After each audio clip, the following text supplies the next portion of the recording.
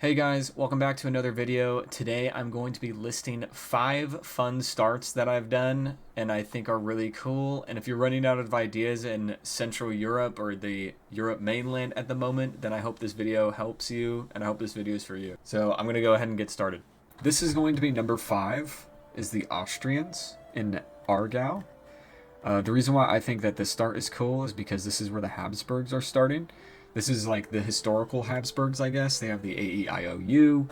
They're already a level of splendor noteworthy, and they're, I don't know, their dynasty too. Like this, I think it's just cool because this is just where they are, and I think it's neat because the Habsburgs, historically, I believe, took over the HRE in like 1200s or 1250s or something like that.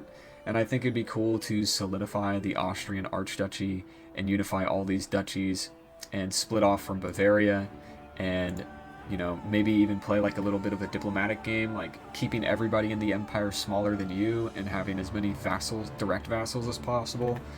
Or maybe even like becoming king of Bohemia and unifying the crowns or something like that. That could be cool too. Maybe even breaking Bohemia's crown and then integrating it. Maybe you can even move your capital to Prague or something and make like I don't know, culturally accept Bohemians into the empire as like more South Germans. Or even kind of go into Hungary as well. You can try and create like your own Neo or your Habsburg Empire as well. Maybe even like leave the HRE and create a yellow orangish color, and then maybe even go even further and stretch into the Danube and take stuff here. If you really wanted to play kind of in the Baltic area but stay as like a German ruler kind of, this could be a fun playthrough for you. And even maybe taking up admin government and kind of Germifying everything in this region here, just cause could be a fun playthrough. To get started, I'm going to talk about my number 4 start. So in number 4, I think playing as a Greek count, or, I mean, I haven't actually done this since the admin government came out, but maybe this would be fun too. But actually playing as like a strategist, I guess, and becoming the emperor.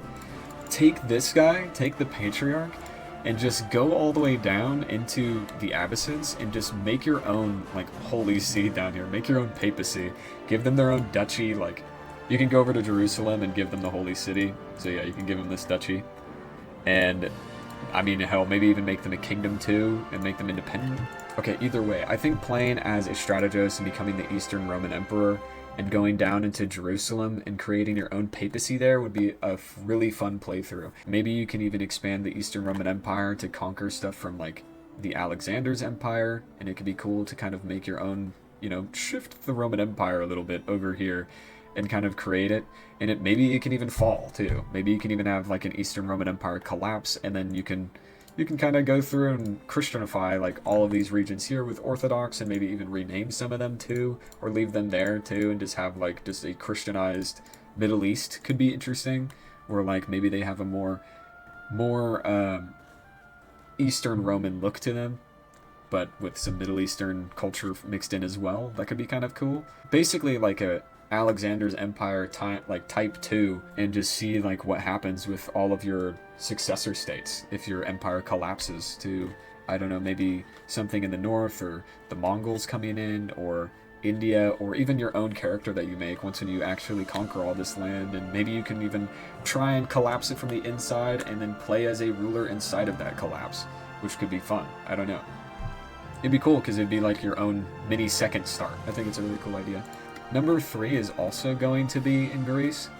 In this, I'm thinking of playing as like a little adventurer in mainland Greece or somewhere in the Greek region, and basically becoming like an adventurer in the Mediterranean, like going down to Egypt, North Africa, going down to Italy and Sicily and Sardinia, and going into Spain too, and southern France. I think all these regions would be dope to just go around and adventure in for a little bit, but then eventually settle down in maybe Italy or something like that, because, I don't know, you could be LARPing that you are still Roman, because I think that Greeks believed that they were Romans at this point, full-heartedly, so it'd be cool if, you know, a Greek guy went over and conquered Italy, and then maybe even just proclaimed Western Roman Empire. I like trying to think maybe there's an equivalent to the word Byzantine for the Western Romans, if you were to do this as well. Like, when I searched this up, there was actually 2 right next to each other. That's like how to say Romeoi and how to pronounce Byzantine Empire.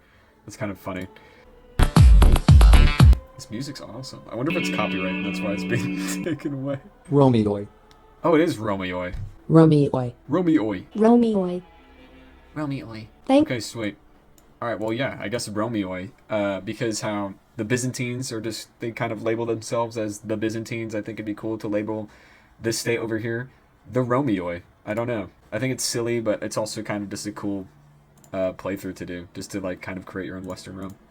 Hey guys, we've reached the begging part of the video. Like what you see, please hit subscribe. It does help the channel. If you agree or disagree with any of my takes, let me know in the comments below. I'd love to hear what your guys' favorite starts are too, and I hope you guys enjoy the video. I have more ideas that I'm going to be trying out over the next couple of weeks, so subscribe to check in, and I'm going to head on back with the video. I'm going to be talking about number 2.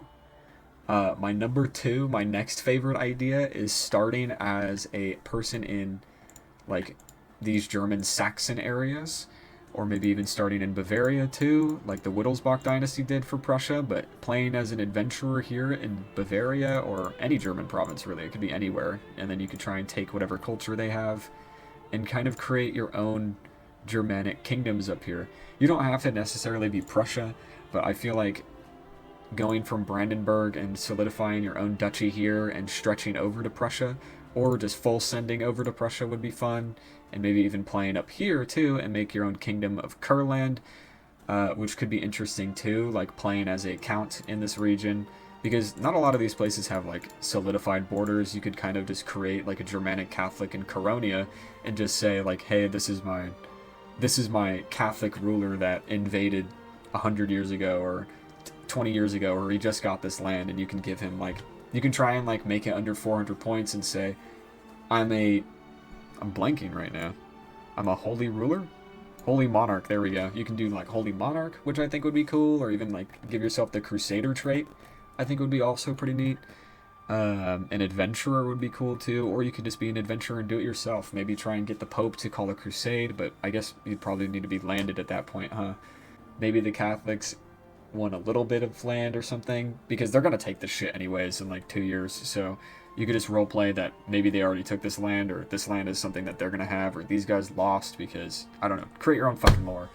But, I don't know, I think it's cool to maybe make a character up here, or make an adventure and invade in these regions, and create your own Baltic kingdom, or your, well, I guess this is still the Baltic area, create your own, like, mini Prussia, or northern Germany kingdom up here, and mingle with the likes of Scandinavia, Finland. You can even mess around with all of these big Russian principalities too, because I feel like nobody ever plays in this region, to be honest, but I don't know, it could be cool. It could be cool to mess around with.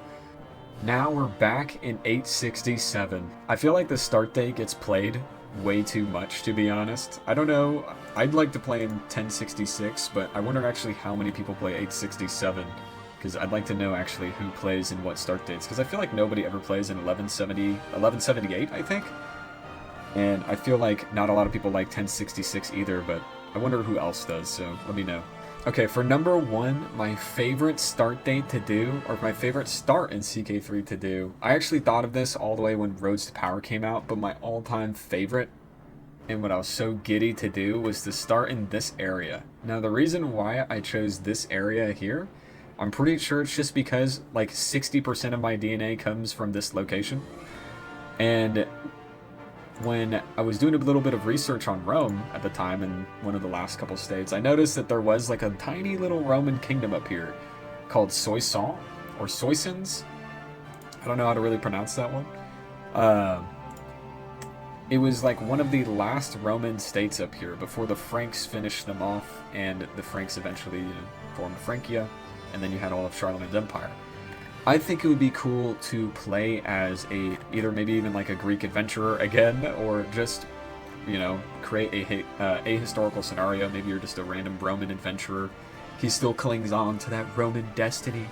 And, I don't know, maybe create like a company called the Last Roman Legion, or the Roman Legion, or something like that, and run around with like cataphracts and heavy infantry and stuff, and kind of like be bent around that, and then maybe fight wars against the Franks and the Lotharingians and East Franks, and eventually maybe even carve out your own kingdom in this region, and maybe not even stop there, maybe even continue on and conquer all of the Franks, and then start, you know, culturally blending with them as well, kind of merging a Roman aesthetic more so with French aesthetic as well.